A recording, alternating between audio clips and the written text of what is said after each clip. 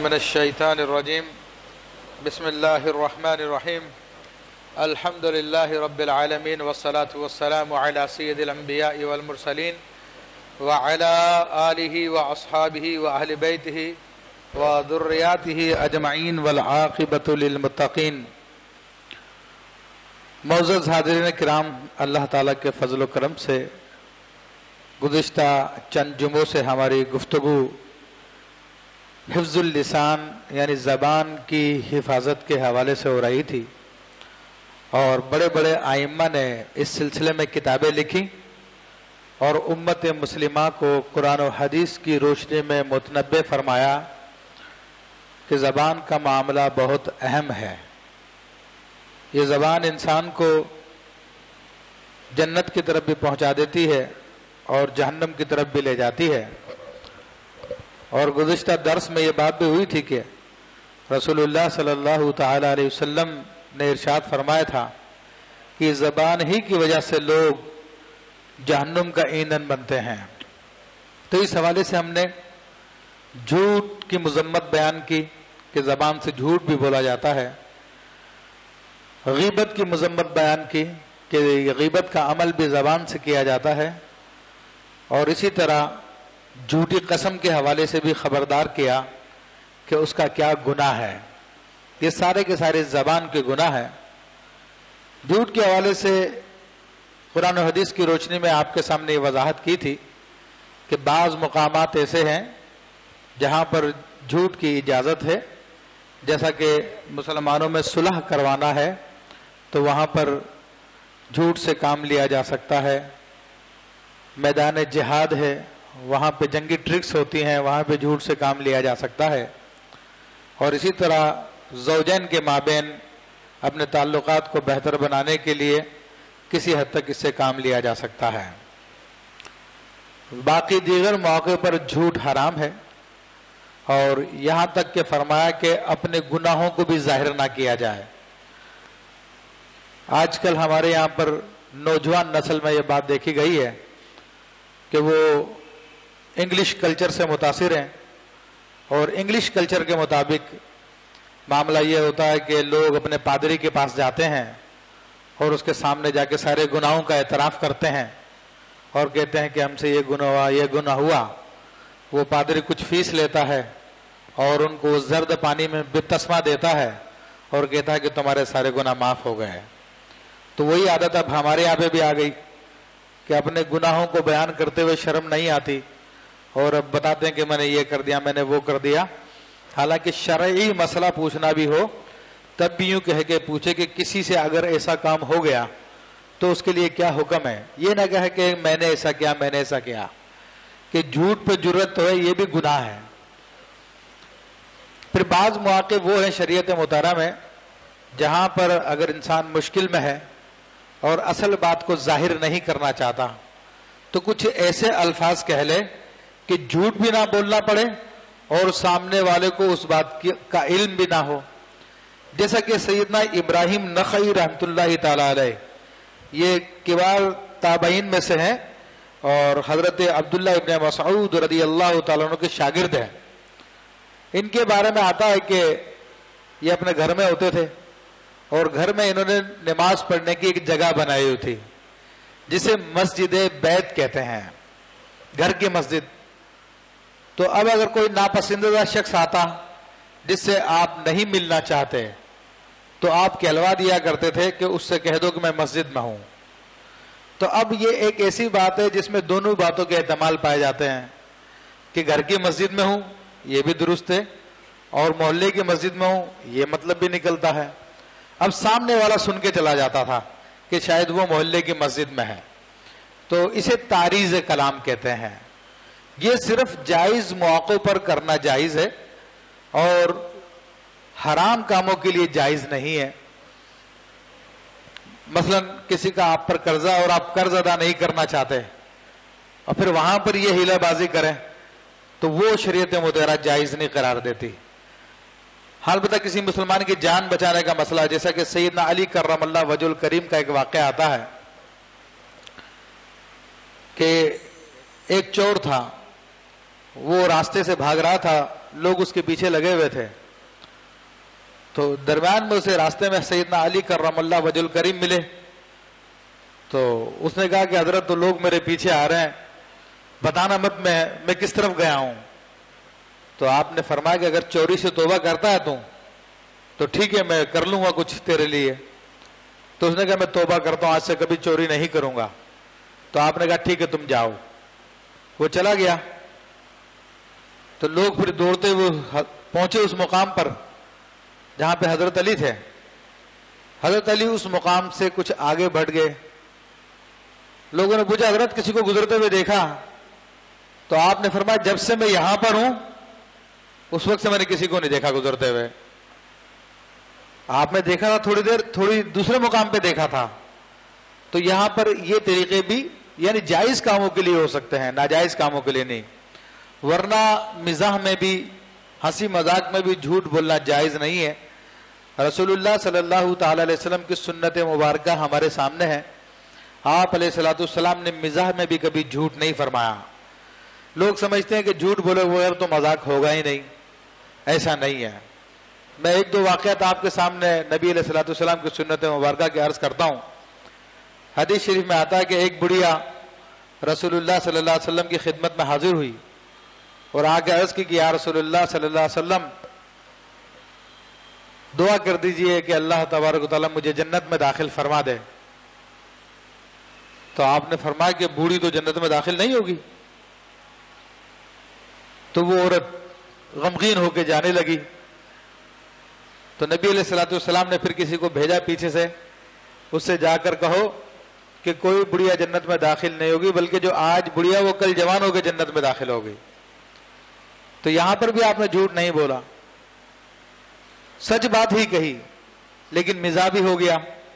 اسی طرح ایک دوسرا واقعہ آتا, ایک عورت آئی آپ کی خدمت میں اور آ کے عرض کرنے لگی کہ یا رسول اللہ صلی اللہ علیہ وسلم مجھے اونٹ کی ضرورت ہے, آپ مجھے اونٹ عنایت فرما دیجئے.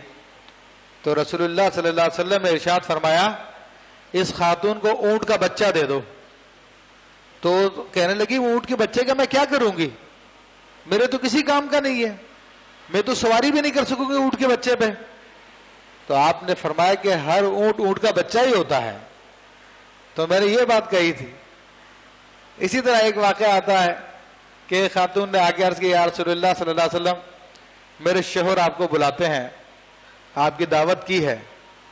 تو آپ نے فرمایا تمہارے شوہر کون؟ وہی جس کی آنکھوں میں کچھ سفیدی ہے, سفید سا ہے. تو کہیں گے نہیں اس کی آنکھوں میں نہیں ہے کچھ. آپ نے فرمایا نہیں سفیدی اس کی آنکھوں میں. نہیں یا رسول اللہ, اللہ کی قسم نہیں ہے اس کی آنکھوں میں کوئی ایسا نہیں ہے, مسئلہ بیماری نہیں ہے. تو آپ نے ارشاد فرمایا کہ ہر انسان کی آنکھ میں سفیدی ہوتی ہے, بیچ میں سیاہ ہوتا ہے اور سائڈوں میں سفیدی ہوتی ہے. تو اب دیکھیں مزاح بھی ہو گیا اور سچی بات بھی ہے. تو یہ رسول اللہ صلی اللہ علیہ وسلم کے ایسے شستہ اور پاکیزہ مزاح ہوا کرتے تھے, جھوٹ پہ مبنی نہیں ہوا کرتے تھے. بہرحال ایک صورت جھوٹ کی ایسی ہے جسے جائز قرار دیا گیا بلکہ اسے جھوٹ ہی نہیں فرمایا گیا. مثلا کسی بات میں مبالغہ کرنا, اور مبالغہ کی جواز کی صورت ہے ہمیشہ جائز نہیں ہوتا. مثلا آپ کسی سے ملنے کے لیے گئے, ایک دفعہ دو دفعہ کئی دفعہ گئے, تو پھر اب بعد میں جب وہ ملے تو آپ اسے کہتے ہیں میں تو ہزاروں بار آپ کے یہاں پہ آیا, 1000 بار آپ کے یہاں پہ آیا, لیکن آپ نہیں ملے مجھے. تو چونکہ ایک سے زائد مرتبہ ہے تو پھر مبالغے کے لیے ایسا کہہ سکتے ہیں, وہ جھوٹ نہیں ہے. سامنے والے کو پتا کہ 1000 دفعہ نہیں آیا, اس کی مراد یہ کہ کئی بار آیا, تو وہ بھی اسے نہیں سمجھتا 1000 بار. تو یہ مبالغہ کہلاتا ہے, یہ جائز ہے. ہاں البتہ گیا ہی ایک بار تھا, پھر کہتا کہ میں 1000 بار آیا, سینکڑوں بار آیا, پھر یہ جھوٹ ہے. اب یہاں پہ مبالغے کی گنجائش نہیں ہے, تو اسے جھوٹ فرمایا گیا. تو اس سے بچنا مسلمان کے لیے ضروری ہے. تو یہ چند اہم باتیں تھی جھوٹ کے حوالے سے. اب دوسرا زبان کا ایک بڑا گناہ وہ ہے لعنت کرنا.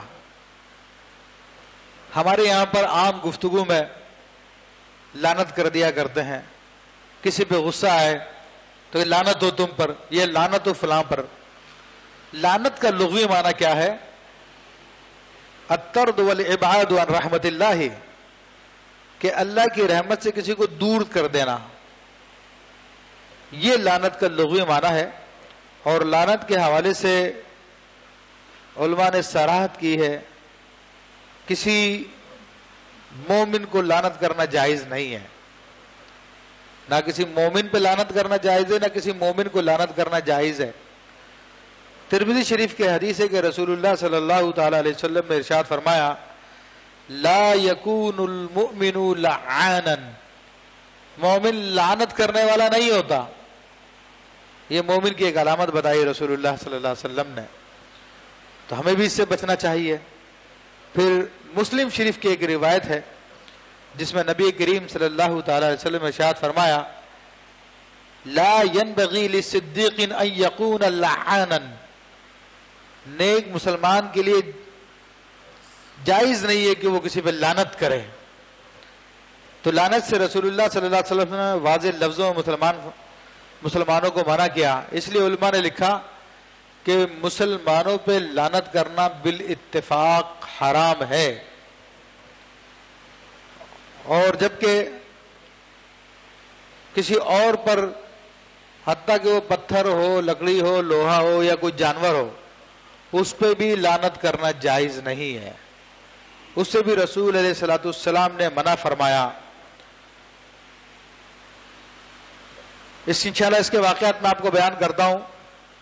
ہاں البتہ وصف عام کے ساتھ لعنت کی جائے وہ جائز ہے، لیکن کسی کو مخصوص کر کے لعنت کرنا کہ فلاں شخص پہ لعنت ہو، فلاں شخص پہ لعنت ہو، تو کافر پہ بھی لعنت کرنا جائز نہیں ہے۔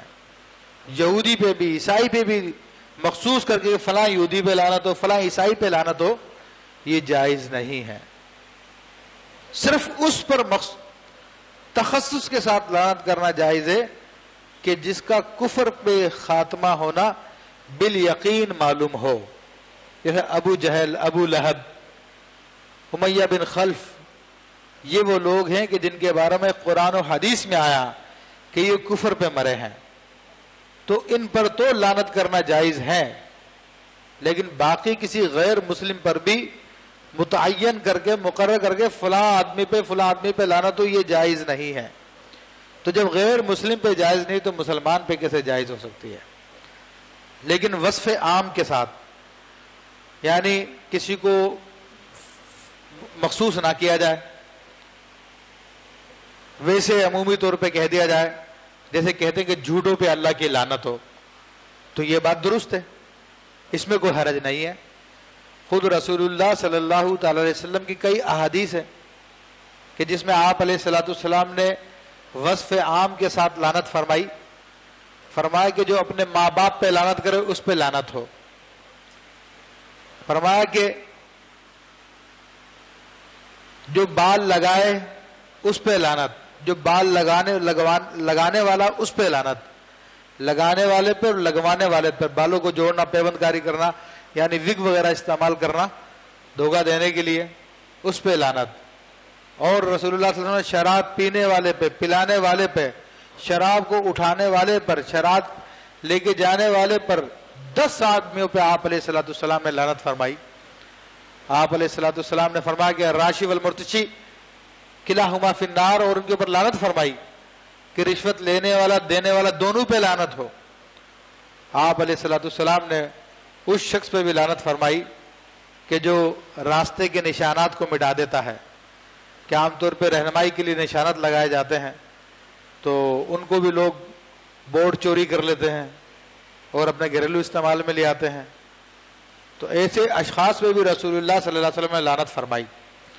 تو عمومی وصف کے ساتھ لعنت کرنا جائز ہے، ویسے جائز نہیں ہے۔ اور یہ بیماری عورتوں میں زیادہ ہوتی ہے مردوں کے مقابلے میں، کہ حدیث میں بھی آیا کہ یکثرن اللعنہ، کہ عورتیں لعنت زیادہ کرتی ہیں، تو ان کو بھی بچنا چاہیے، جیسا کہ میں نے عرض کیا۔ ہاں وصف عام کے ساتھ ہے، اس کی اجازت ہو سکتی ہے، یہاں تک کہ ابلیس پہ بھی ہمیں لعنت کرنے کا حکم نہیں دیا گیا۔ ابلیس کے لیے بھی مخصوص اللہ کی لعنت ہے اس پہ بلا شبہ، لیکن ہمیں نہیں حکم دیا کہ تم بھی اس پہ لعنت کرو۔ ہمیں تو یہ کہا گیا ہے کہ تم پڑھ لو اعوذ باللہ من الشیطان الرجیم۔ کہ ہم اللہ کی پناہ طلب کرتے ہیں شیطان مردود کے شر سے. ہمیں یہ بات کہی گئی ہے, لعنت کرنے کا حکم ہے. اس میں کوئی ثواب نہیں ہے کسی پہ لعنت کرنا. البتہ بعض دیگر روایتوں میں لعنت کے حوالے سے بڑی تفصیل آئی, اور مسلم شریف, ابو داؤد شریف کی روایت ہے جو انہوں نے سیدنا ابو درداء رضی اللہ تعالیٰ سے روایت کی کہ نبی کریم صلی اللہ تعالی علیہ وسلم نے ارشاد فرمایا, اذا لعن العبد شیئا, جب بندہ کسی چیز پر لعنت کرتا ہے, صرف انسان کا نہیں فرمایا بلکہ بے جان چیز کیوں نہ ہو, جانور کیوں نہ ہو, جب بندہ کسی چیز پر لعنت کرتا ہے, فرمایا کہ صعدت اللعنت الى السماء, تو وہ لعنت آسمان کی طرف چڑھتی ہے. فتغلق ابواب السماء, تو آسمان کے دروازے بند کر دیے جاتے ہیں, اس لعنت کو اوپر چڑھنے کی جگہ نہیں ملتی. ثم تهبط الى الارض, تو لعنت پھر لوٹ کے زمین کی طرف آ جاتی ہے. فتغلق ابوابها, تو زمین کے دروازے بھی بند کر دیے جاتے ہیں, زمین میں بھی داخل نہیں ہو پاتی. تو فرمایا فتاخذوا یمینا وشمالا, تو لعنت کبھی دائیں جانے کی کوشش کرتی ہے, کبھی بائیں جانے کی کوشش کرتی ہے. تو فرمایا کہ فَإِذَا لَمْ تَجِدْ مَسَاغًا, جب لعنت کو کہیں بھی جانے کی جگہ نہیں ملتی, رجعت إِلَى الَّذِي لُعِنَ, تو وہ لعنت اس چیز کی طرف لوٹتی ہے جس کی طرف لعنت کی گئی تھی. اگر کسی آدمی پہ لعنت کی تو اس آدمی کی طرف آئے گی, کسی جانور پہ کی تو اس جانور کی طرف آئے گی, کسی پتھر پہ کی, لکڑی پہ کی, لوہے پہ کی, اس کی طرف لعنت لوٹ کر آئے گی. فرمایا حدیث شریف میں, ان کان لذلک اہلا, اگر وہ چیز یا وہ شخص اس لعنت کا اہل ہوا تو وہ لعنت اس پہ پڑ جاتی ہے. وَإِلَّا رَجَعَتْ إِلَىٰ قَائِلِهَا, اور اگر وہ لعنت کا مستحق نہیں ہے تو خود لعنت کرنے والے پہ وہ لعنت آ جاتی ہے. تو میرے بھائی غور کر لیجئے کہ کہنے کو تو بہت چھوٹا سا جملہ ہے کہ لعنت تو تجھ پہ کہہ دیتے ہیں, لعنت تو فلاں پر, اللہ کی لعنت تو فلاں پر, مگر آپ نے دیکھا کہ لعنت اسی کی طرف لوٹ کے آ جاتی ہے اگر وہ لعنت کا مستحق نہیں ہے. تو اب ہمیں اس سے غور کرنا چاہیے. اب لعنت جب کسی پر لوٹ کر آتی ہے تو اس سے کیا مراد ہے؟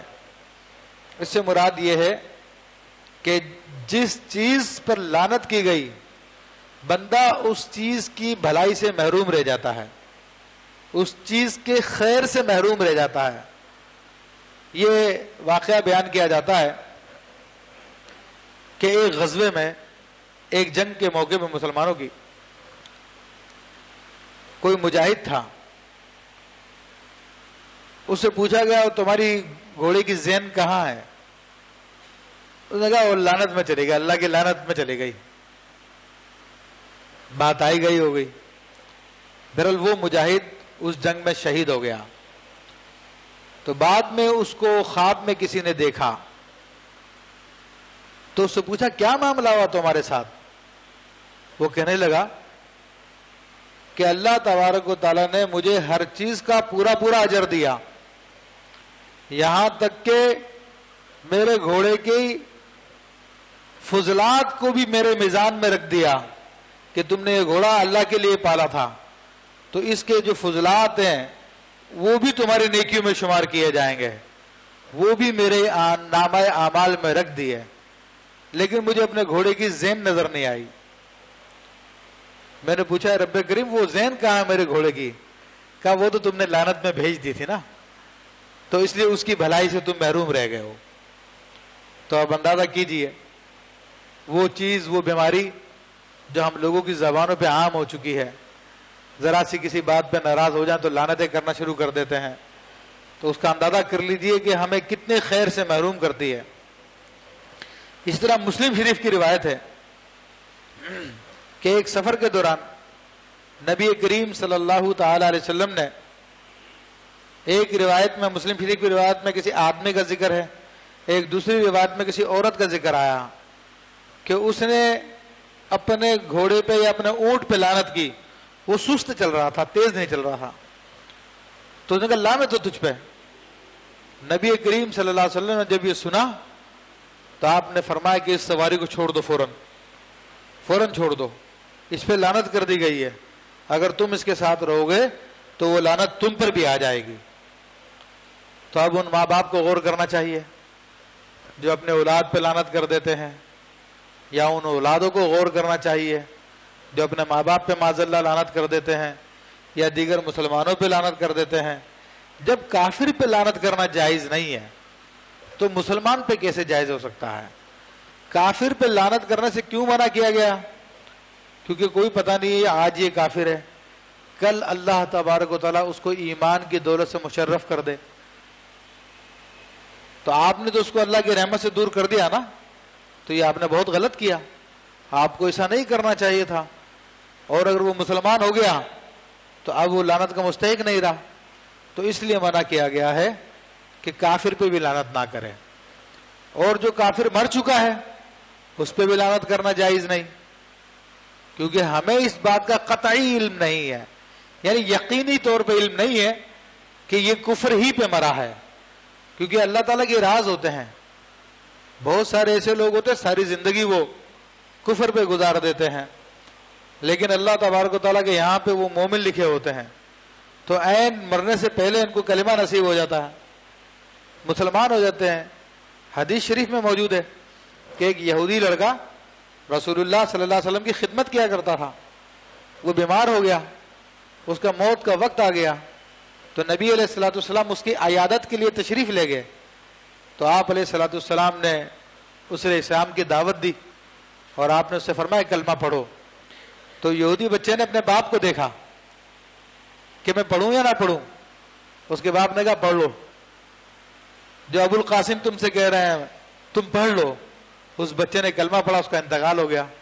تو آپ علیہ الصلوۃ والسلام نے فرمایا کہ الحمدللہ، جس نے اسے کفر سے بچا لیا، جس نے اسے جہنم سے بچا لیا. تو ایسے تو بہت سارے واقعات ہوتے ہیں کہ ہمارے سامنے وہ ظاہر نہیں ہوتے معاملات، اور ایسے بہت سارے مومن ہوتے ہیں جو ساری زندگی کلمہ پڑھتے رہتے ہیں، مگر بعض گناہ ایسے ہوتے ہیں جو کفر تک پہنچا دیتے ہیں.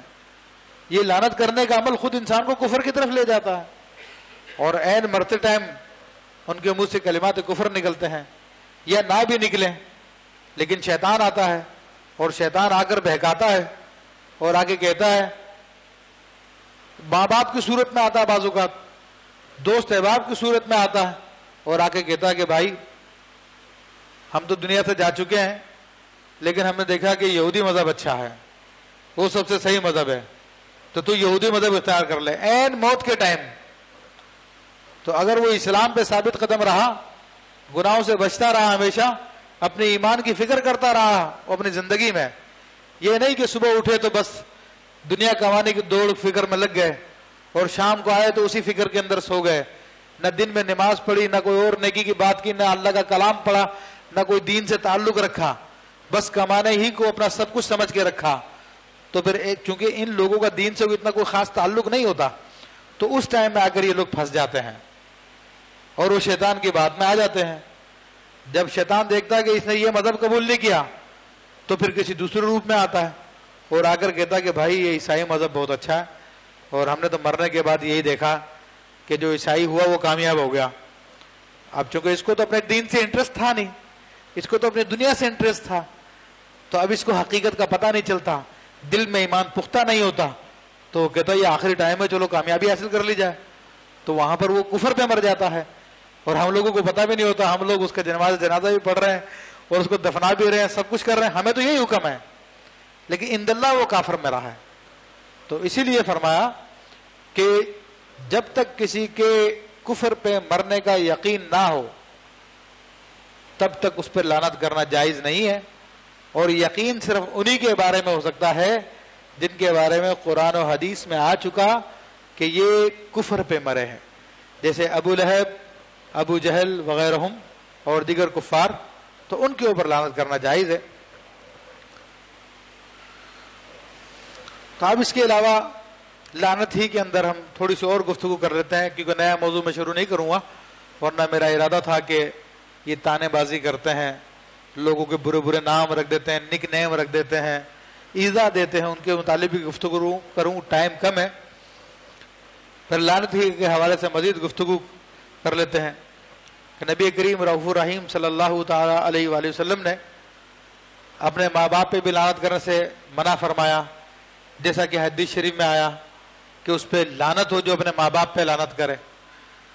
اب سوچنے کی بات یہ ہے کہ اپنے ماں باپ پہ براہ راست کون لعنت کرے گا، لیکن بہرحال آج کل یہ دیکھنے میں آیا معاذ اللہ ثم معاذ اللہ، لعنت تو بہرحال کچھ کم ہے، لوگ اپنے ماں باپ پہ ہاتھ بھی اٹھا لیتے ہیں، ایسے معاملات بھی دیکھنے میں آئے ہیں۔ تو ان لوگوں سے کیا بعید ہے جو ماں باپ پہ ہاتھ اٹھانے کے لیے تیار اور ظالم، وہ لعنت کرنے میں کیا دیر کریں گے۔ اب لعنت ایک تو براہ راست کی جاتی ہے اور ایک انڈائریکٹ کی جاتی ہے۔ انڈائریکٹ طریقہ کیا ہو سکتا ہے؟ انڈائریکٹ یہ ہو سکتی ہے کہ آپ کے کسی سے جھگڑا ہو جائے تو آپ اس کے ماں باپ پہ لعنت کرنا شروع کر دیں، تو اب نتیجہ کیا نکلے گا؟ وہ آپ کے ماں باپ پہ لعنت کرنا شروع کر دے گا۔ تو یہ دوسرے لفظوں میں اپنے ماں باپ پہ لعنت کرنا ہے۔ یہی شخص ذمہ دار ہے جو اپنے ماں باپ پہ لعنت کروا رہا ہے۔ تو اس سے انسان بچے اور دیگر معاملات میں بہرحال اپنے حلقہ احباب میں ایک دینی ماحول بنایا جائے، اپنے دوست احباب میں ایک ماحول بنایا جائے، ان کو بتایا جائے کہ دیکھو زندگی تو ہم گزار رہے ہیں اور یہ گزر جائے گی، لیکن کچھ ایسے کام نہ کر لیے جائیں کہ زندگی بھی اچھی گزر جائے اور اللہ تعالیٰ آخرت میں بھی ہمیں جہنم سے بچا لے۔ تو آپس میں طے کر لیں کہ ہم جھوٹ نہیں بولیں گے، ہم کسی کی غیبت نہیں کریں گے، ہم جھوٹی قسم نہیں اٹھائیں گے، ہم ایک دوسرے پہ لعنت نہیں کریں گے، تو اس سے ایک ماحول بن جائے گا۔ اگر غلطی سے کوئی کر رہا ہوگا تو سامنے والا اس کو ٹوک دے گا کہ بھائی آپ نے یہ کیا، آپ نے ایسا کیا، آپ توبہ کریں اس سے۔ اور بعض لوگوں میں یہ بھی دیکھا گیا ہے جو اچھے خیالات کے مالک ہوتے ہیں کہ اپنے حلقہ احباب میں وہ ایک فنڈ بنا لیتے ہیں، فنڈ قائم کر لیتے ہیں کہ بھائی جو بھی ہمارے اصولوں کی خلاف ورزی کرے گا وہ اس فنڈ کے اندر 1 روپیہ 10 روپیہ ڈالے گا، پھر اس فنڈ کو وہ نیکی میں خرچ کرتے ہیں۔ مثلا آپس میں دوستوں میں طے کر لیا کہ بھائی جھوٹ نہیں بولیں گے اور لعنت نہیں کریں گے، غیبت نہیں کریں گے، جھوٹی قسم نہیں اٹھائیں گے، تو اب کسی سے یہ چیز ثابت ہو گئی یا ثابت نہ بھی ہو، اگر غلطی سے ہو گیا تو وہ فنڈ کے اندر ڈالے رقم، تو اس سے جو ہے انسان گناہوں سے بچتا ہے۔ کیونکہ انسان کو آج کل پیسے سے جتنی محبت ہے اتنی محبت دیگر چیزوں سے کم ہے۔ خود قرآن میں اللہ نے فرمایا اِنَّهُ لِحُبِّ الْخَيْرِ لَشَدِيدٌ، بے شک انسان مال کی محبت میں بہت شدید ہے۔